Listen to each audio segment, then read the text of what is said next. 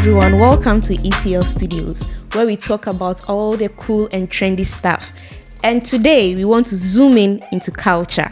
So without wasting much time, I would like to give my guests the opportunity to introduce themselves. First off, we have Sherlyn Chi.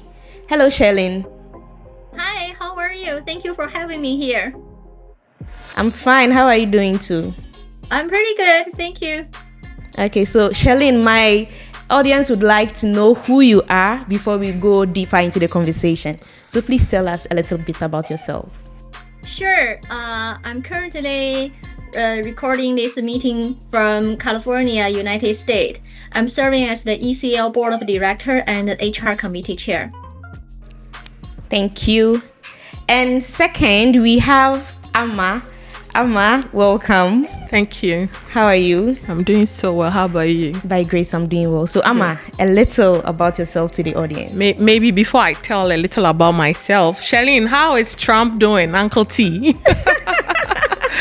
How is Trump doing in California? Trump, your new president. Yeah, he's doing well. I know. Awesome. Well, I am Amma Ansong. I've been practicing HR for 17 years and counting. Mm-hmm. I work with Access Pension Trust Limited, and I'm excited about culture. So I'm here to just let the audience feel a part of me. Thank you very much, Amma. So we've all heard our friends, sometimes family, colleagues saying that I don't want to go to work. What is that one thing that will make somebody's workplace different from the other? Is the culture. So, Sherlyn, with that being said, we would want to know, typically in the United States, what are some of the elements you find in the culture of organizations?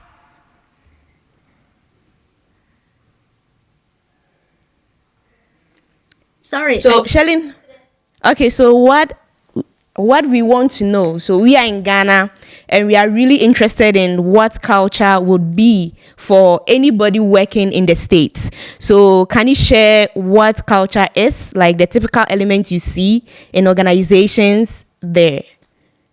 I mean, since I'm based in Silicon Valley, I will see the most of the Silicon Valley high-tech companies, they highlight the culture of work and life balance, yes. Oh, okay. Interesting. Amma, what do we have in our contest? Well, Ghana, it's more laissez-faire. Okay. I would say that we value trust and social bonding a lot. You would find a typical institution in Ghana where happy hour is what they call culture. Okay. And Ghana, there is high respect for authority. Just a few minutes ago, I was sharing an experience where in a typical Ghanaian environment, we tolerate inefficiencies. So more family oriented. So when somebody is actually putting somebody through a disciplinary process, then they are still worried about the individual. So Ghana, it's more laissez-faire than some of the other developed countries that we hear about. I wanted to hear from Sherlyn if America has a different perspective, if it's more performance driven as we hear, or it is also more family oriented. Okay, Sherlyn. I will say, there's no one size fits all culture, among different sectors, different industries, right? So talk about, the performance driven culture, family style culture, I would say it really depends on the nature of the business. For example, at a startup company, I will see, people will work very, very hard, but they have the expectation, tomorrow will be always better, right? So performance-driven culture definitely is one of the key components because the startup company, they need to survive. But more, the large-scale business, I definitely also see a trend, people looking for more work and life balance. And some big players in the tech industry, we can see the highlight, the work hard, play hard, work-life balance, give employee autonomy, some 20% of their time to do whatever they enjoy to do, right? So this is something I will say is really depends the nature of the business. and then the growth stage of the business. Okay, thank you. Now, Amma, before Shelling came in, you spoke about Ghanaians usually going laissez-faire, right? Yeah. And so, does it mean that I think for some years now we've been making noise about work-life balance? Does it mean that it already exists? Well, I would say it exists in some industries, but some industries is not in existence. So typically in a financial institution, and I'll zoom down to the bank. Well, from most of the experiences I've heard from people working at the bank, Ghana traffic systems already 4 hours commuting distance. You get to the workplace, the work volume is so high, you close late. You literally have time to balance your work and your family. But in other industries where the kind of workload is not so demanding, it is accepted. So the reason why I use laissez-faire is not necessarily because it overrides work-life balance, but it's because we feel it's more family-oriented. And so when I'm coming to work, even though authority is respected, I should see that I'm coming to meet a family. And so I wouldn't get that fear-driven approach that is work. There's time to bond. There's time to really make an impact. So that is the reason why I use laissez-faire. So not necessarily that the laissez-faire is going to qualify for everything work-life balance. Oh, okay. All right. Shelling, do you have any question for Amma with the Ghanaian context? Because like you stated earlier, for every organization is going to be different, also depending on the stage they are. However, I think when Amma was speaking, she asked about the performance-driven. So there, typically, if somebody is coming to work, are they coming to meet family, people they can tend to be their family away from home, or they are coming for just working? I mean, personally, this is my personal opinion, right? So I definitely will champion the performance-driven culture. However, I always have a question about the family-style working culture, right? Because when we talk about like a family-style working culture, we want to treat each other as a family members. But when we talk about the layoff, termination, in our daily life, usually we don't do that to our dear family members, right? So I always curious, how can we apply the family working culture, when the company face, the cash flow issue, needs to shut down certain department, right? Or lay off certain number of employees. Yeah. Okay, thank you very much, Shelling. Now, Maybe just a little top up. I think also typically in our context, so if typically like what Shelling was saying, if we find out that somebody is not doing well, or let's say the organization is going through a phase of retrenchment, I think the soft spot of Ghanaians is really at play, where we are not able to affirmatively say this is our position, and as a business we go in a firm stance. We always try to, even at the point where we are laying people off, we always try to still play the role of, we are nice people, we are nice organization.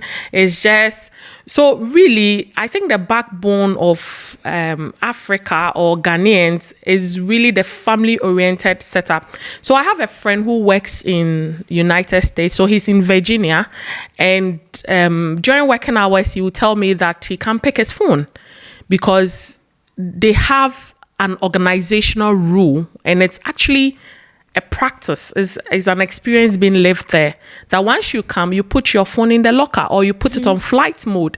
But Ghana, you find somebody even working at the bank, even though there are rules that you don't answer calls when, and then your child's school is calling, they will actually tell the client that, please give me a few minutes, I need to answer this call. So these are some of the variations. That's why I brought in that it's more laissez-faire, freedom-oriented, kind of flexible as compared to some of the stories we hear from developed countries. I don't know, this is from a true life experience with my cousin in the States. I don't know whether he's just cooking up the story or really it is what it is.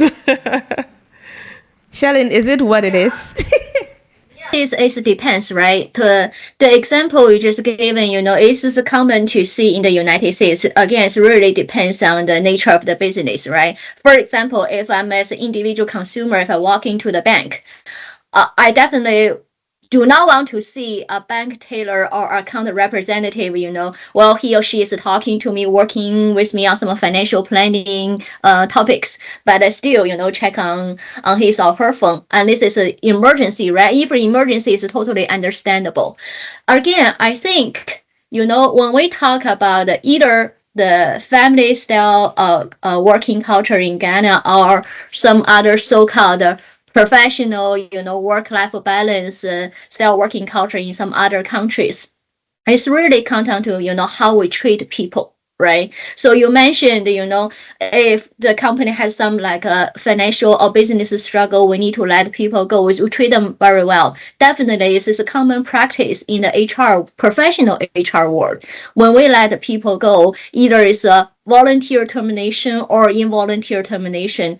When we handle the exit interview, we want to treat people with dignity, right? So, which means no matter they're our family members or not, we need to show our respect from the professional perspective.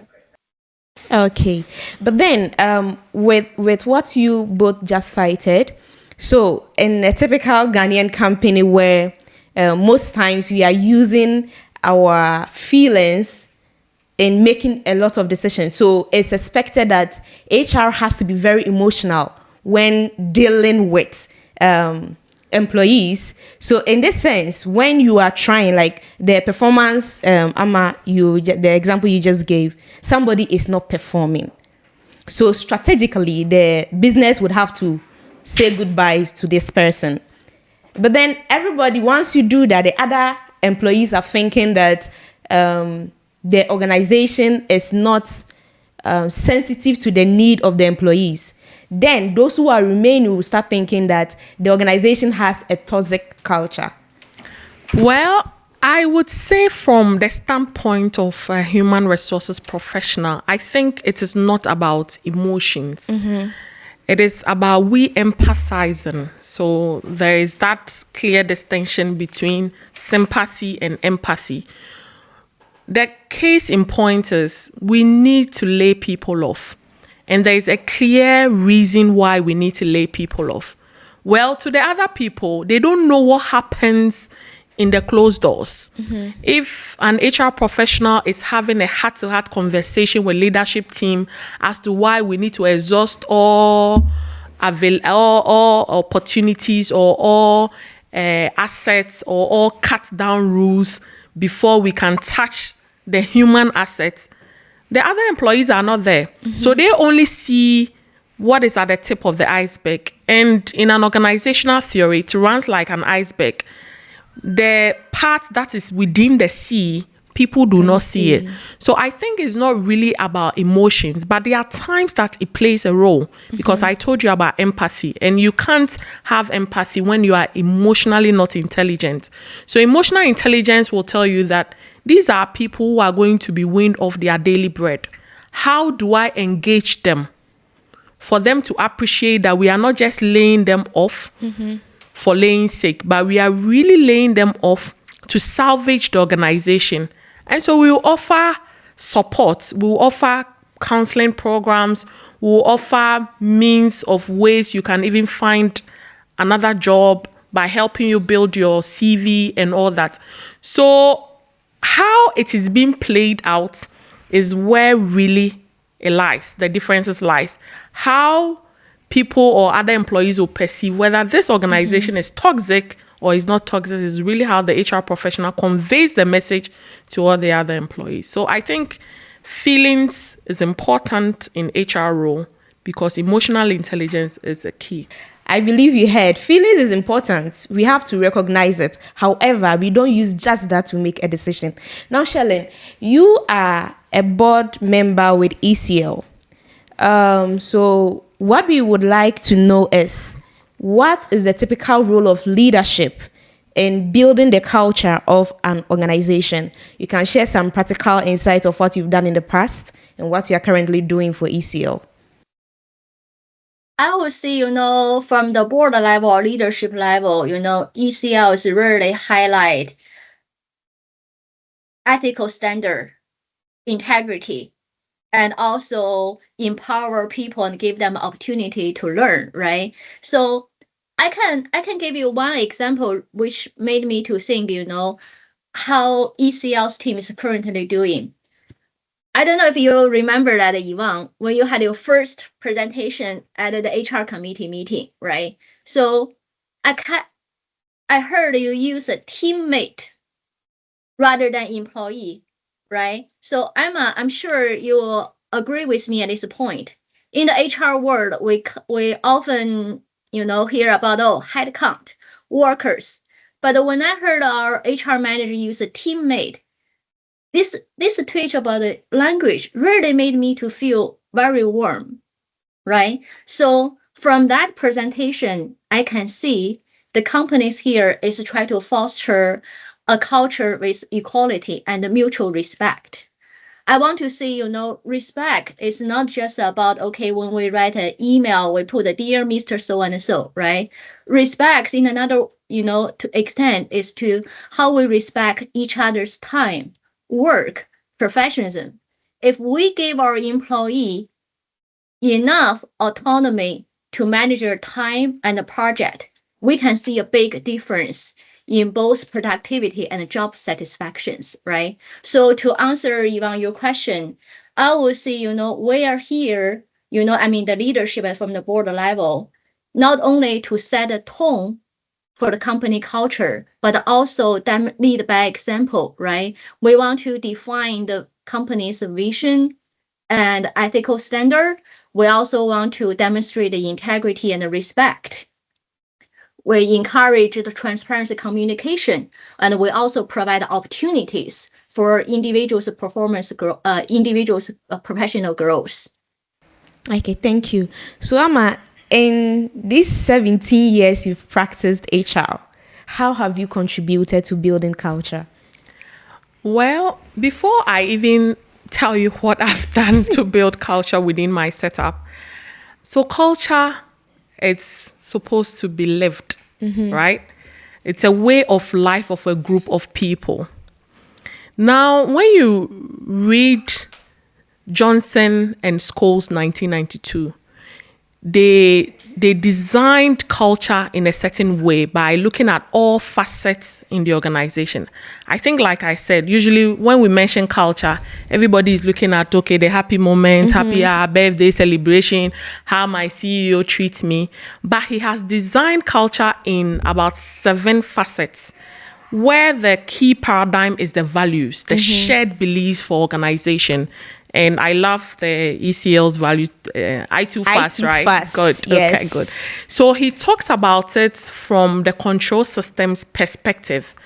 And just to harness on what I have done in my space, I try to let people appreciate that in seeing how an employee will perceive an institution, it should be digested through these 7 facets. And even when you read the Hofstadter model, where he's also talking about how culture is being seen, there are certain things that you see that, okay, this organization, are they really practicing individualism or collectivism? Or are they really practicing indulgence or resistance, Okay. Is it more long term? Is it more short term? So if you consider the institution, breaking it down into microcosms, you will see that really this institution is up there or not. So now back to the main question you asked. So I use these models because I'm quite scientific, and I tell myself that to be able to design proper organizational culture that has to be lived, I'm looking at it right from the leadership to the person at the gate.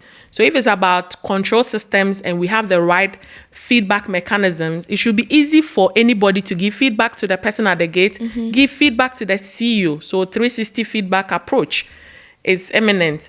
And then if I'm looking at power structures, I should be able to identify there are institutions, there are particular departments that are more like influencers. Yeah. Because they see, so typically in ECL, I'm very much sure that tech department is core to the success of the business. Exactly. And so they will be the key influencers. So me, from an HR perspective, if I really want to drive culture, they will be my target group. And then I will then get another group that will be more of those who are the people lovers, and usually will come from people in HR, marketing, or sales. Just so we'll be able to build a comprehensive approach. Now, looking at symbols, the employer branding, what do we tell people out there? That ECL is not just about our logo, but really when you come in here, we are living the I2 fast values we talked about. Then there are stories. I'm sure when you're onboarding your people, you give them a whole history about how ECL was formed. Culture is supposed to be passed on from generation to generation. So if you are not taking an intentional approach as an HR professional to really get your people to live this experience, then I'm sure that it will eat your strategy for breakfast or for lunch. Thank you. Thank you. Shelley, would you like to add something to what Amma just said? I think 100% agree what Emma mentioned. In terms of the influential skills among the organization, right? So Emma widely said, okay, ECL, the technical department maybe have a much influential capabilities here, but cross departments collaboration is also important. Yeah, thank you very much. So having settled, like when Amma was even giving her comments, she mentioned that she loves to move with data. So right now I want to go into a very short fun activity where I'm going to read some statements and then you tell me whether it's a myth or a fact, and the reason why is a myth or a fact. So before you bring that in, I love to move with data, but I said emotions also count. Matter. Emotional intelligence, applying empathy counts in HR, because there are times that Shalene, I don't know whether you've been there before, you recruit somebody, check all the boxes with all the skill set. Maybe you're using a competency based approach in your recruitment. Like in terms of the skill sets, apt, knowledge, super. But behavior, there's something you can't really place your hand on. That really this person, maybe like all the things that they are saying, that is where God has given us that intelligence to make our intuition work. So really, gut counts. Thank you. So as an HR professional, you have to move with two, data and emotional intelligence. Never forget that. Okay, so Shelly, I would like to start with you with this fun activity. Okay, so the HR's main job is to fire and to hire. Is it a myth or a fact? For sure, it's a myth, right? Because if our job is only about hiring and firing, how about performance review and salary increase, right? So I always say, HR, don't think HR just is a hiring and firing. I would like to use the term HR means a human plus resource equal to impact. Thank you. Human plus resource equal to impact. Perfect. Yes. Thank you. Alva, so the next one is for you. So like Shelly stated, in ECL, we don't say employees. Everybody is a teammate. We are going together. Our strategy we can never accomplish it if one person is not in. So audience, teammates, if you want to adopt this, go ahead and do that. Amma, I think initially I brought it up. I mentioned something about work-life balance. With the route the world is going right now, do you think work-life balance is going to get better or worse? Well, it's heavily depends on the institution or the industry you find yourself. Where I find myself is working perfectly for me. But I wouldn't say because it's working perfectly for me, every institution has to embrace that. But I think work-life balance is really an intentional approach from the teammates. Okay. I'm good at it, Yes, right? use a teammate. So it should be an intentional approach. You should plan your day out. Really, in the wisdom of whoever designed the world of work, from industrialization, I think the perfect period that somebody can really deliver good results is 8 hours. Okay. So if you are doing beyond the 8 hours, know that you are collapsing your body system. So at the age of 60, you'll be behaving like somebody who is 85 because you have exhausted much of your strength at your youthful age. So I tell people that in as much as your institution is not embracing means of work-life balance, you should make it an intentional call. In Ghana, COVID taught us to have a clear balance where now people get the flexibility to work from home. Now you can hear from institutions that they are calling people back. Yes. Globally, I think Microsoft also called their employees back to the office and stuff like that. But really, it's not the matter of you working from the office or working from home. It's a matter of knowing that when I'm done, I have fully delivered my 8 hours. I can be bold to say, I have done well. Amma, you've done well. You have really delivered results. Then I break out from work. I get to have time with friends and family. Weekend, I don't carry work home. Okay. I know. I know it's erratic environment like this. This conversation shouldn't be held, but I know. You should plan it well. And I think if your supervisors are seeing that you are doing well within your 8 hours, nobody will ask you to do something beyond time for your vacation or time that you're supposed to rest. Don't forget that a heavy period of our time is spent at work. When I go home, hardly will I engage my family for quite a long time. It's maximum 3-4 hours because the rest is for us to sleep individually. Exactly. So really be intentional about it and balance your work and life. There's something called marshmallow body. So you go through a state where you do analysis and then you get to see where your energy is being driven towards. If it's work, you see that the body will tilt like this. But if you are balancing the work and family, like Charlie, your composure and everything is clear. So please don't forget the marshmallow body. Let it be perfect. Okay, Amma is teaching us a lot of new terms. Marshmallow body. Okay, so Shelin, having practiced for so many years, is there any culture that is trending? Any HR initiative that is trending at the moment that you would like to adopt? Any policy? Any policy? I mean, again, policies really depends on the nature of the business, right? But I would like to see the trend is like, since AI technology is everywhere right now, right? So I would like to see how can an organization to foster a innovative culture, which means, we allow employees to try different type of experiment, right? And to try different ways to find the solutions for the current challenge. This is the something I would like to see, in any organization, to have the different department to work together, have the collaborations within the organizations, and to seek the best solution for the company. And then we can stay ahead of the industry trend. Okay, thank you. Amma? Yeah, so I share the same view as Shelin. AI is taking over. So if really you are HR and you are not building or upscaling in AI technologies, I don't know who you are. I don't know what to call you.